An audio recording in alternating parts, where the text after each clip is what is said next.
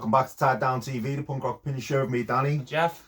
And today we're going over our top 5 hardcore releases of 2025 after a prolific year for hardcore release. It's been a big year, hasn't it? Yes. For a lot of new bands come out, a lot of new releases, and a lot of what we're going to pick is probably going to be disagreed with a lot. Maybe, yeah. I mean, there's definitely stuff. There's stuff I think that would probably the people have shouted out on the socials that seems to be like the flavour of the week, which we might not necessarily have picked. Yeah. I get what you're saying for sure. Yeah. I found this quite hard though, I must admit, because it's been a fucking good year for punk and hardcore releases. I'd say I was going through some stuff and I was like, wow, yeah, it's been great. Like, so I found it hard to narrow it down, but yeah, I think a lot of my picks, well, at least 2 or 3 of them definitely probably won't reflect anything that when we put it out the socials that anyone mentioned for sure. Well, I was quite surprised when I looked at yours that you've just brought round as well. I didn't know what you were picking. You've just showed me them, and I was a little The Rock eyebrow raising, I've got to say, a little bit. Okay. But mine are probably a bit less surprising, I think, probably. Maybe.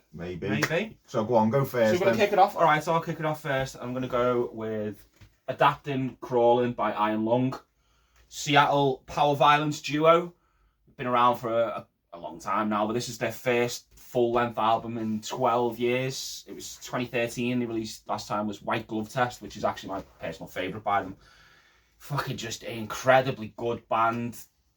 Fast, obviously energetic, speedy moments like you expect from power violence. Really short songs, few slower. So the intro to this starts with just like a floor tom. It kind of reminds me of what's the first intro track on Enslavement to Obliteration by Napalm Death? Evolved as One, I think it's called. And it's got that really booming things. Anyway, and it speeds up fast, frantic, just amazing. Great fucking comeback, full length for them.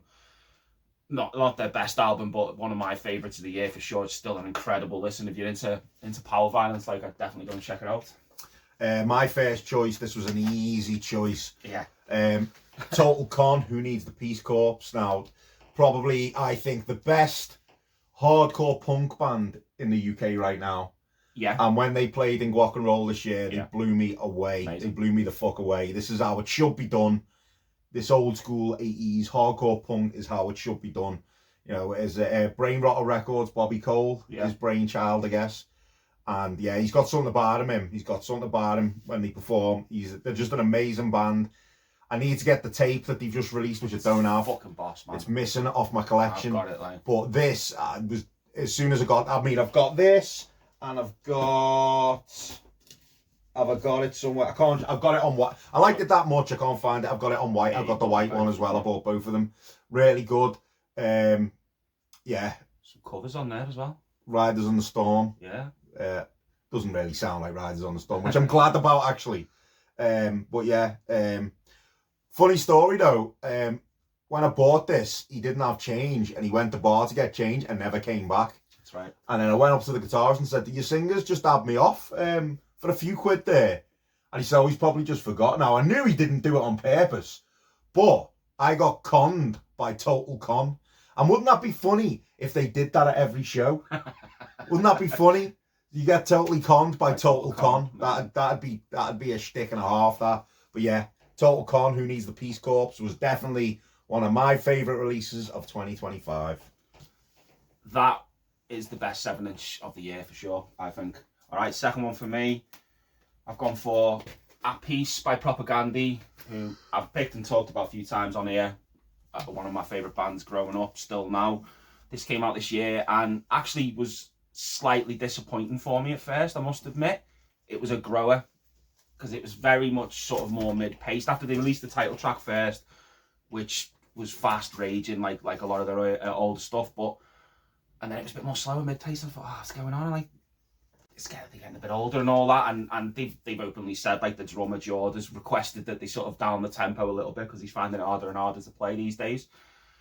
But it's grown on me now, and it's genuinely one of my favourite albums of the year. The title track, I think, is one of their best songs, possibly that they've done out of in their top 10 for sure.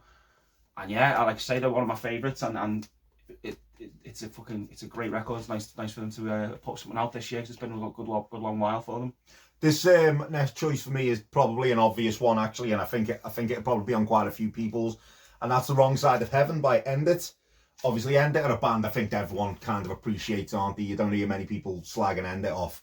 And they're just carrying on from their last record, pretty much, with their like maximum penalty stroke, District 9 style, with a bit of a unique twist, I guess. It's even got a maximum penalty cover, Could You Love Me? Song that shouldn't really work, but it really does. It does, yeah. A great song, and yeah, on Flat Spot Records. Still never got to see End It, and I'm waiting for when they come over, and you know, and they're not on one of the big festivals like Outbreak or something like that, which I don't really care for them types of festivals. I'd rather just see them at their own gig. But I think this is probably the most obvious pick for me. I think I don't think people would disagree with End It being on a top 25, a top 2025 list. And you're a fan yourself, aren't you? Yeah, great album. Yeah, fucking great band. If you hadn't picked it, I probably would. Yeah. Yeah, like I said, just more of the same from End It. Not too much expansion, and it's a you know, it works, doesn't it? Their style is very like, you know, it works. People gonna like it. Great, isn't it? Yeah. There you go. Alright, next one for me. So I've gone for Payback's a Bitch by C4. Now this was one that rocked up on a few of the comments on our socials, to be fair. I've got something to say, but go on. I fucking enjoy this album immensely. Angry as fuck. Just spitting bile, like very angry, bit thrashy, loads of stompy side to side parts. A lot of kind of cliched hardcore things in there, but done so fucking well. I've got something to say about it, and that is, it's a good album, you're right. Okay.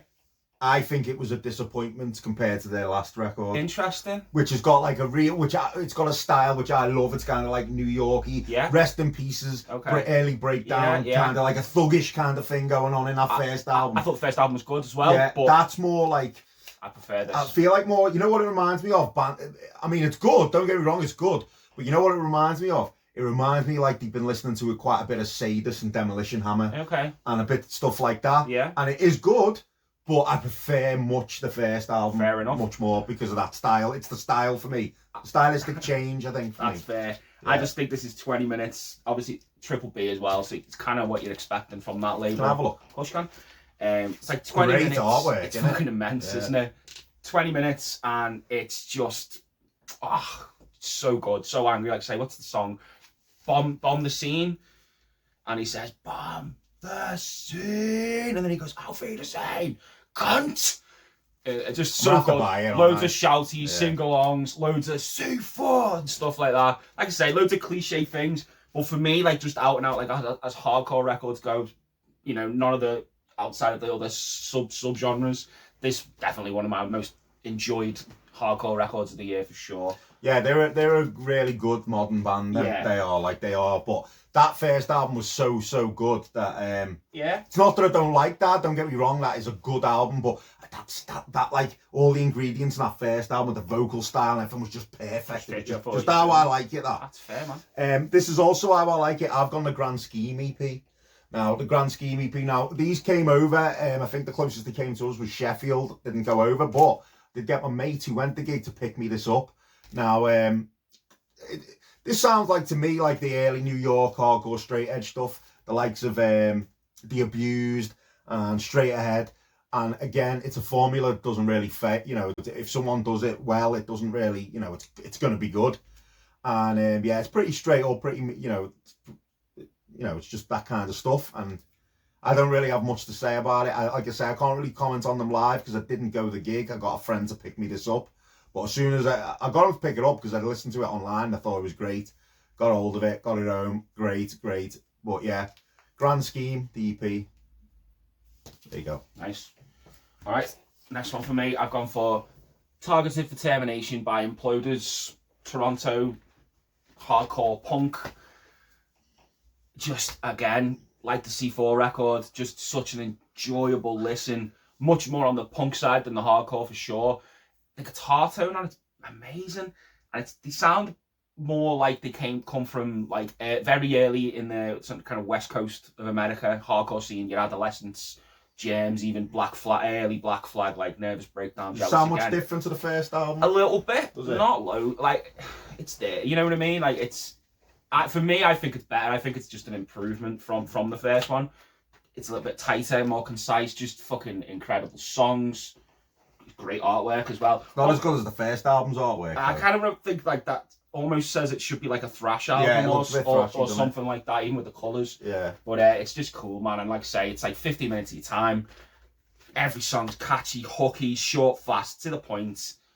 Just some great straight up hardcore punk. We did one of these videos last year, didn't we? And if we're still alive next year, we'll do another best of 2026. That's to be seen. But I like to pick a band who aren't one of the big boys. Do you know what I mean? Yeah. At least once. Yeah. These aren't necessarily local in terms of local in by American standards, very local. But in terms of northwest of England, not so local, right? But I've gone the demo by Telltale, released on Counterculture Records. I'm a big fan of this band. Now, beatdown hardcore is the type of hardcore where I can be a little bit like fussy about it. Like if something's someone told me about these and they said, oh, you'll love them, Danny, they're like Terror Avenue and stuff like that, and I thought, young kids playing beatdown, I just thought, you know what, it's just going to be metal in it, because a lot of bands are, you know, if a lot of like beatdowny bands, if there's too much of a foot in and it's too metally and you can't hear much hardcore in it, I don't really, you know what I mean? I can appreciate the talent and I can appreciate what they're doing, but I always liked the beatdown stuff to have a good firm foot in the hardcore, you know, in the world of hardcore. Yeah. These do it. The second song, what the fuck does that even say? Prophecy. Right, the second song, Prophecy, it's played at the speed of hardcore. You know, fast. Yeah. So it's got that old school hardcore feel as well as the chuggy stuff, which is expected from beatdowny stuff. These do it really well. I'm a fan. I'm a big fan.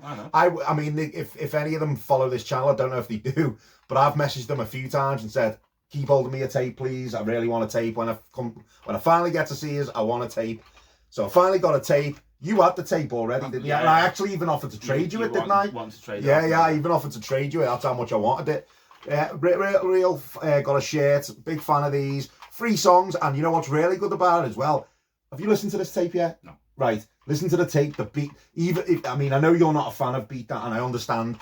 The fucking little hip hop outro at the end is amazing. They were good live. Like, yeah. I got the tape because, as you know, I try and buy most of the Counterculture releases anyway. Yeah. But it's just beatdowns. Not really my it's not thing. your so thing. I bought it. It's there in my collection. I listened to it at some point. I saw them at the show. Yeah. And it was good. Like, not my bag really, but good. You know, they're obviously talented. Yeah, I love the whole demo, but the little hip hop outro at the end is amazing. It's so good. I'd love to, if they've sampled it, I'd love to know what they've sampled. Probably something dead obvious now, and they'll go, fucking hell, Danny, how do you not know that kind of thing? But the little hip hop outro at the end of this is great as well. But yeah, big fan of Telltale. From Manchester they are. Check them out. Nice, okay. Well, last one from me. From West Yorkshire, I believe. Tramadol, 7-inch they put out this year, self-titled. Awesome.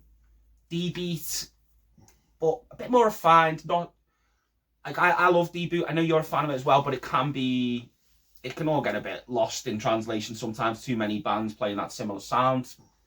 I feel like this stands out a little bit more. It's full of fucking energy. It's like Totalitaire, Anti-C-Mex, Motorhead, like bass almost. Fucking rips. 4 songs, like 9-10 minutes long, and yeah, just blew my ears off. I got this around the same time, or was it just not around the same time? Maybe not long after that Total Con one, I think. And I thought, okay, so there's my 2 favourite 7-inches of the year, and I think pretty much still stands. I think they're the 2. So other than the one he picked, that's my favourite 7-inch of the year, I think. Tramadol, self-titled. My last pick, but we do have an honourable mention each. But my last pick is Alienator Meat. This is a great band. Now, again, like End It, it's more of the same. However, I do think the 7-inch was better. Yeah, I wouldn't disagree. Yeah. It's not that the sound has changed or anything. I just think the songs on the 7-inches were better than. You know, they had the songs stood out a bit more for me on the 7-inch, but it is pretty much more of the same. Really brutal sounding, old school, but with a fucking I don't even know how I'd explain, but it's like the vocals are really fucking brutal. Yeah, that's the only way I can really describe it. Brilliant artwork on both 7-inch and album. Yeah, great artwork. A band you can't really go wrong with if you like good, tough sound and hardcore that isn't like macho-y beatdown stuff. Do you know what I mean? Yeah. You're a fan, aren't you? I'm a fan, yeah, definitely. But yeah, everything they release, they seem to just hit it out the park. Alienator. Not seen these either yet. Love to. I don't even know if they've come over yet. I'm not sure if they have. I'd love to. But yeah, Alienator. Nice. There you go. Cool. So you got an honourable mention for us? I have an honourable mention. I'm going to shout out the re-release by Counterculture of the Victory 2007 demo, including extra bonus tracks. Just to give my man some props here, but if you're into beatdown, obviously these were fucking big, great beatdown band from Liverpool back in 2007. I mean, that's to be debated, to be fair, but thank you very much, Geoff. I definitely did not put him down to that, by the way. No, you didn't. But I've also gone for a counterculture release. I've gone, and this was a release I really buzzed off when this came out, and that's the Stuck in a Rut EP from this year. Brilliant artwork there by Mike Davis. Excellent. When this come out, I was kind of, I remember it was quite funny because I went round to Ian, the guitarist's house, and I didn't expect it to be that good, to be honest with you. And I remember when he put it on, he was quite excited about it. I remember when he put it on, you know, when you're kind of like a little bit gutted because it's that good. And you're like, fuck, this is actually really fucking good. Yeah. It was one of them, but but then when I finally got all the tape, I was listening to it more and more. I was like, you know what? I mean, they've been around forever, this band, so they deserve a really good, you know, they deserve, and you'd expect them to evolve to the band they have, and they are really good. The early stuff when they had their old singer Mooney was really good. I've got, in fact, a matter of fact, just to show, this is one of their old demos here as well, with Mooney singing, and that was really good. That's got some really good tunes on it, and they still play some of the tunes on this now. But yeah, you can hear how the band's evolved over the years. I mean, these guys, the guitarist, bassist, and drummer have played together for fucking must be nearly 20 years, do you know what I mean? So, you know, and this came out, and you could tell that the songwriting and everything has just been taken to another level. And yeah, I was quite proud of them, actually, because like I say, I do class them as a Wirral band. Yeah. Even though I think they call themselves L1. To me, they're a Wirral band. You're all from the fucking Wirral, all right? All ears. There you go. So there you go, yeah. Those are our picks. So jump in the comments. I'm sure there's fucking tons that we haven't picked. There's tons I wanted to pick that I didn't in the end. Like and subscribe, ring the bell for some notifications. Instagram and Facebook. Give us some follows and likes and messages. See you next week. That's what I say, that's what I do. These are my reasons, they leave you